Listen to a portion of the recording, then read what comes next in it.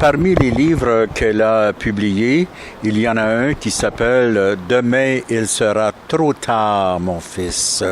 Et c'est Lucie Pagé, bien sûr, qui est une écrivaine prolifique, qui a pondu ce livre avec son fils Camille et son conjoint Jay Naidoo. Comment on prononce? Naidoo, oui. Naidoo, oui. Et ce sont des monologues et des dialogues fort intéressants. Vous vous lancez la balle et à un moment donné, vous dites ceci. La bonté, l'amour, le bien-être sont relégués au cabanon où l'on empile les choses inutiles. C'est inutile d'être bon, d'avoir du bien-être, de l'amour. Et vous renchérissez en disant la haine, la guerre, la corruption sont devenues normales. Vous osez écrire ça, c'est lourd de sens quand même, mais c'est un peu vrai. C'est très vrai. L'état de la planète aujourd'hui. Avez-vous remarqué l'état de la planète? Oui. Les océans ont fini d'absorber la chaleur. C'est pour ça qu'on va avoir de plus en plus des canicules. On a des canicules. Oui, puis ils vont devenir, ça va être exponentiel. On empoisonne l'eau sans demander à nos enfants si c'est correct d'empoisonner l'eau. On a un maire de Montréal l'année passée ou l'année d'avant qui a jeté 80 000 tonnes de chimiques, de cochonneries dans le fleuve Saint-Laurent et dit ça va disparaître. Alors, ce qu'on comprend pas, c'est que on n'a pas hérité d'une planète de nos parents. On l'emprunte de nos enfants, cette planète-là. Oui. Puis ça, on n'a pas compris cette distinction-là. Et puis, pour venir à ce que vous dites, la bonté, la compassion, l'amour, ce sont des qualités qui sont portées par le féminin sacré. Que ce soit chez l'homme ou chez la femme, nous avons tous un féminin sacré. Oui. Et ce féminin sacré-là est ridiculisé, anéanti, et mis le plus loin possible. Pourquoi? Parce que c'est une entrave au système capitaliste masculin, néfaste, assassin. On a un système économique linéaire dans un écosystème circulaire. Ça prend pas la tête à Papineau pour comprendre que mes enfants ne se rendront pas à l'âge de la retraite si on continue comme ça. Oui. Les jeunes ne doivent pas continuer comme nous. S'ils suivent notre exemple, c'est fini. Il faut ramener cette place à la bonté, la compassion. Il faut sortir du cabanon, c'est ce que je veux dire.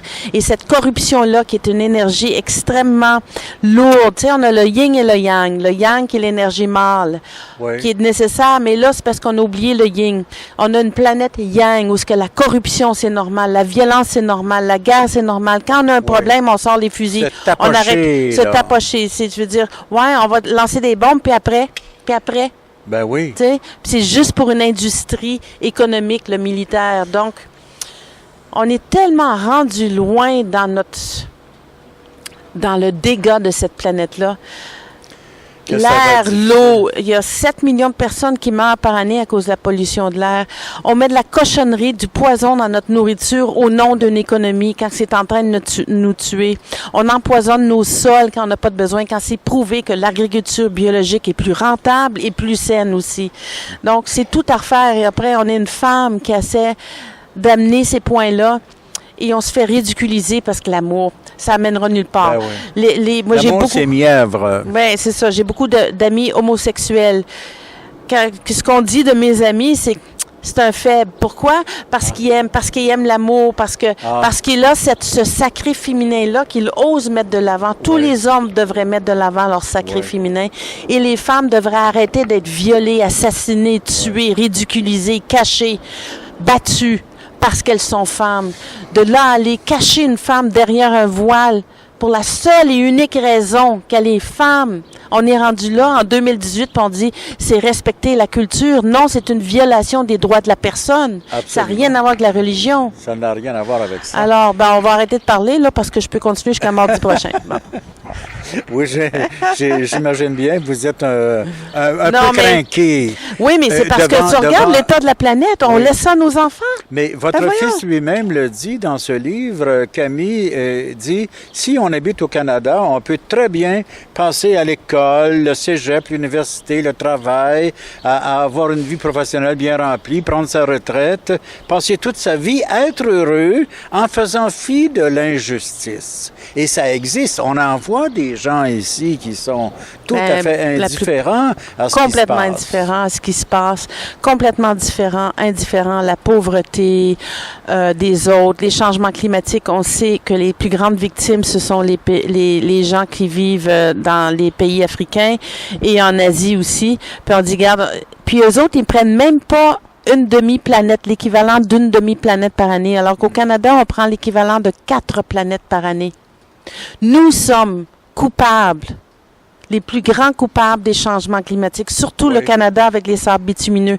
Puis on est en train d'assassiner le futur de nos enfants et des peuples et des nations entières.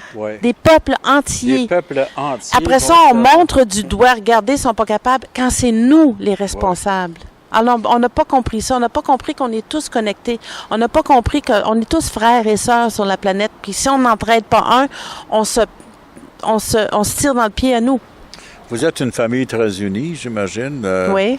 J'ai lu Jay Naidoo qui dit « Ce qui me fait peur, c'est qu'à certains endroits, on voit un traditionnalisme fourbe qui gagne du terrain et risque d'écraser nos victoires en termes de droits des femmes. Les femmes, ça recule dans certains pays. Dans certains pays, ça recule. Moi, j'ai encore aujourd'hui, j'ai fait à Radio-Canada presque la moitié, en tant que pigiste en Afrique du Sud, j'avais la moitié du cachet que mon collègue mâle anglophone. Ah oui? Fait que là, c'est femmes et francophones. C'est pas changé encore, ça. Ben là, on dit qu'on tend à régler ça, mais... Ouais, non. Les femmes, regardez, on donne naissance à la vie, puis on se fait taper dessus.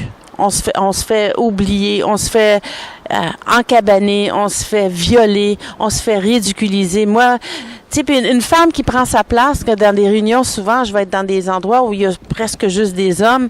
Puis si je m'emporte un peu, parce que je suis une femme passionnée, bon, garde-la encore elle. Et si un homme s'emporte, il est fort. Oui, puis la femme est hystérique. Oui, c'est ça. Une femme aux cheveux blancs, ça passe pas. Un homme aux cheveux blancs, c'est sexy. T'sais, alors, c'est ce qu'on... C'est tellement ridicule. Alors, puis mon mari l'a dit. Mon mari, c'était un homme extraordinaire qui se levait la nuit pour changer la couche du bébé, puis se promener de long en large, puis faire du ménage. Puis pour un homme africain, c'est ce qu'on me dit, même je regarde même au Québec, partout, je vais vous en trouver des hommes qui ridiculisent la femme et qui s'attendent à ce qu'elle fasse tout ce travail-là sans reconnaissance, et puis si on pouvait juste s'apercevoir que la femme, c'est quoi notre travail principal? C'est de prendre soin des autres. Qu'est-ce qu'on fait en tant que mère? On prend soin, on est psychologue, on est négociateur, on est médecin, on est infirmière, on est maîtresse d'école. Tu sais, un proverbe africain qui dit, vous donnez de l'argent à un homme, vous éduquez un individu.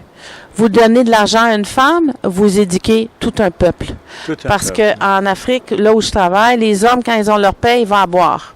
Ou ils pensent à eux. Ou ils vont s'acheter quelque chose pour eux. Une femme, si elle a de l'argent, ça va être pour son enfant, pour sa maison, pour l'éducation. Elle va habiller les enfants. Mon mari, Mandela, Graça Machel et plein de grandes personnes et d'autres qui disent la clé du développement et la clé de l'évolution réside dans la place de la femme. Faisons-lui la place, la vie va être différente. On en a touché mot tout à l'heure. Votre ami Philippe, c'est lui qui parle dans le livre, il dit « Si j'avais eu le choix, jamais je n'aurais été homosexuel. C'est trop difficile, même aujourd'hui, au 21e siècle. » Et Philippe, mon ami, Philippe, qui ne se cache pas qu'il est gay. Il va pas crier c'est toi, allô, je suis gay, mais il se cache, c'est lui. Et il trouve ça difficile. Il est venu au Cap, à Cape Town, puis il est parti avec mon fils Léandre. Il a passé une journée quand Léandre était jeune, il avait 12 ans à peu près. Et puis, ils ont marché toute la journée. Puis, à Cape Town, c'est un peu le San Francisco d'Afrique du Sud. C'est très ouvert, très accepté, l'homosexualité. Et vous savez, c'est une des rares constitutions au monde où les homosexuels peuvent se marier, ont les mêmes droits que les personnes mariées, peuvent adopter des enfants. Est-ce que c'est juste à Cape Town ou partout en Afrique du Sud? Non, partout en Afrique du Sud. Et après ça, il a abouti le soir dans un café où il y a beaucoup de gays qui se ramassent là. Je veux dire, n'importe qui peut aller dans le village à Montréal, peut aller prendre un café, c'est la même chose. Je me suis fait reprocher par des femmes, par des hommes, par des amis, même par de la famille. D'avoir laissé Léandre en sa présence. T'as pas peur de laisser ton fils avec Philippe? Peur de quoi? Il pourrait devenir gay. Là, j'ai dit, hey, premièrement, c'est pas une maladie. Deuxièmement, c'est pas contagieux. Troisièmement, Mandela a dit, il y a tellement peu d'amour sur la Terre. Les gens qui aiment, on peut-tu célébrer ça? Ça dérange pas qui l'aime. Qu'ils aiment. C'est bien bizarre qu'on ait honoré et couvrir de médailles un homme qui va tuer à la guerre, mais qu'on tue ou on cache un homme qui aime un autre homme. Ben, c'est justement ce que j'avais souligné dans votre livre. Vous dites des gens sont ostracisés, punis, tués parce qu'ils aiment quelqu'un de leur sexe. Et par contre, on les honore s'ils vont à la guerre et descendent d'autres individus. C'est de l'amour. Et c'est maintenant prouvé 10% de la population mondiale à travers l'histoire, à travers les peuples et gays. Une personne sur 10. Vous savez que 7% de la population mondiale a les yeux bleus. Donc, c'est plus anormal d'avoir des yeux bleus que d'être gay. Non, mais faut à un moment donné, il faut essayer de trouver... Moi, j'essaie de trouver des arguments, de dire c'est quoi le problème? C'est quoi le problème? Que quelqu'un aime une autre personne. Célébrons cet amour, parce qu'il n'y en a pas assez, sa Michel planète. Tremblay disait, quand deux êtres qui s'aiment, le reste du monde devrait applaudir. Exactement. Ben, c'est ça. Vous dites, pour sortir des énergies fossiles d'ici 2050, vous parlez à Camille, vous dites, tu auras presque 60 ans à ce moment-là.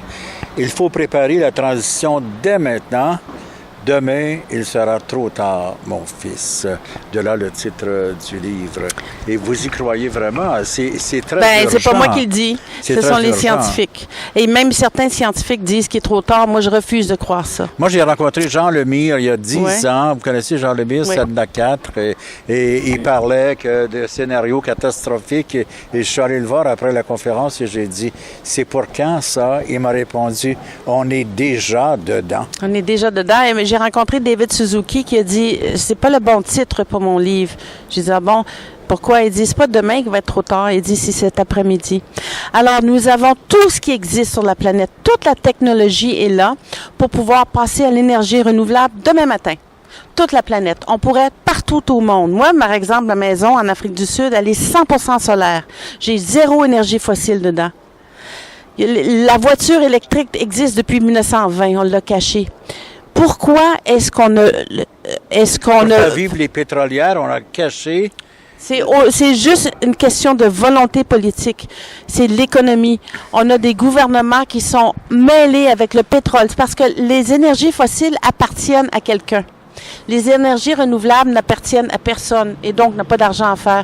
Quelqu'un dans le fin fond rural qui a rien, qui n'a pas d'argent, peut avoir de l'énergie solaire. Mais il n'y a pas d'argent à faire avec cette personne-là. Alors, c'est ça qu'il faut se demander. Est-ce qu'on veut une économie en santé qui est en train de tuer notre planète ou une humanité en santé? Parce que quel emploi peut-il y avoir sur une planète morte? Parce que c'est vers ça qu'on se dirige. La planète, elle va se remettre de notre folie. C'est l'humanité qui est en jeu en ce moment. La planète, ça va prendre 10 millions, 15 millions d'années, je sais pas, elle va se remettre de notre stupidité. C'est tellement grave l'heure en ce moment. Moi, j'ai interviewé les plus grands scientifiques de la planète quand j'ai fait 4 ans de recherche sur ce livre-là. C'est tellement, tellement grave. Quand on a la planète entière qui est dans une canicule qui est la plus grande de l'histoire de l'humanité enregistrée, c'est il y a quelques semaines, et que ça ne fasse pas la une des journaux.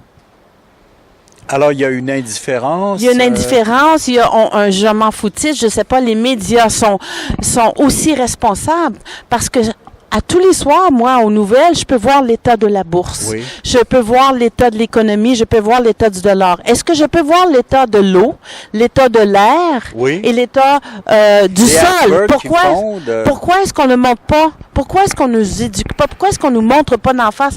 Ben là, c'est crucial. Vos enfants ne pourront pas respirer dans 32 ans si vous faites pas ça aujourd'hui. Donc, puis j'ai de l'air d'une hystérique quand j'en parle, mais moi, je Vous êtes suis... convaincu? Ben, je suis... C'est pas juste moi. 97% des scientifiques de la planète le disent. Moi, je ne fais que faire mon travail en tant que journaliste. Oui. Je livre l'information. Avez-vous l'impression, parfois, de prêcher dans le désert? Oui. Mais il ne faut pas lâcher. Il y a des jeunes qui m'ont demandé... Parce que dans les cégeps, je donne beaucoup de conférences, puis ils viennent en pleurant. Madame Pagé, on le sait ce que vous dites, Mimi. Nos parents nous écoutent pas.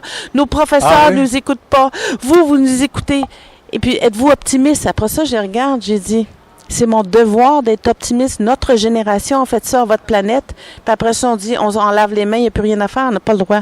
On n'a pas le droit royal. Il faut faire ça pour nos enfants. Il faut rester optimiste. Il faut trouver des solutions, même s'il y a des fois, des soirs, quand j'écoute les nouvelles ou quand j'entends notre politicien, notre premier ministre qui a promis de pas avoir d'oléoduc et de pipeline qui se vire de bord puis nous ment en pleine face puis qui s'en va tuer l'avenir de ses enfants aussi, pas juste des miens. En plus, oui. Je veux pleurer, puis après ça, je dis non, il faut que je reste forte pour nos enfants. Il faut que je reste forte. Il faut que je continue. On n'a pas le choix. C'est sans compter tous les rapports de scientifiques qui ont été cachés par l'administration précédente. Mais j'en ai. Et puis dans mon livre, Demain il sera trop tard, mon fils, mon éditeur m'a fait enlever un bon tiers. Pourquoi? Ah oui? Elle a dit, on va se suicider, Lucie, si on connaît trop la vérité. Ah bon? Parce que je vais assez loin pour savoir, écoutez, réveillez-vous, là, il faut faire quelque chose. Puis c'est faisable, c'est ça qu'il y a, c'est faisable, puis ça coûte rien. Ici, à ce micro, il n'y a aucune censure. Okay. Alors, je vous remercie de l'avoir dit. Merci d'avoir été avec nous pour ce témoignage. Merci, au plaisir. ça fait plaisir.